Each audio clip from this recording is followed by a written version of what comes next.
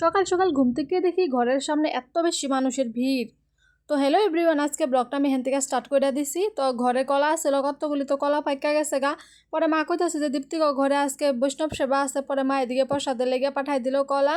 তারপরে আর পেঁপে গাছেরই আসছিল। পরে আমগো শুনুরে কইলো যে মা এই যে দিয়ে দিতে লেগে, তো শুনু নিয়ে লেগে রেডি হয়ে গেছে গা। তো আমি শুনুরে দিয়ে দিলাম।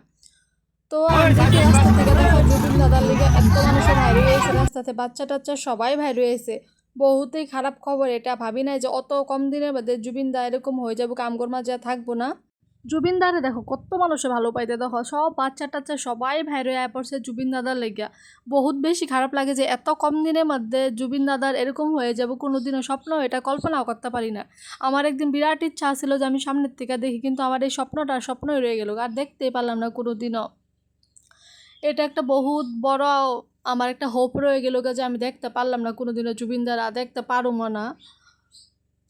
পরে দেখো আমি আবার কাপড় নিয়ে বাইরে পড়লাম, কাপড় আছিল কালকের, এগুলি শুকাই নাই। তারপর আমি রোদ্রে দিয়ে দিলাম। তারপরে আবার গুলা রুটি একটা বানাই রয়েছে, আর গুলা রুটি আজকে কলা দিয়ে খেয়েছি, আজকে আর কিছু বানাইতে ইচ্ছা করতেছিল না, তার লেগে কিছু বানাই নেই। এই দুইটাই খাই লইছি। খাইতে খাইতে পরে দেখি আবার বাবু বাজার দিয়ে এসে, আজকে বাবু কত করে দেওয়া কুই শাক নিয়ে এসে, তারপরে আবার মাছ আনছিল আর কি, বা কাঁচা সবজি কতটি আনছিল। পরে আবার তরকারি বানায়। আজকে ব্লগটা তো ঢুকে কেমন লাগছে জানায়ও যে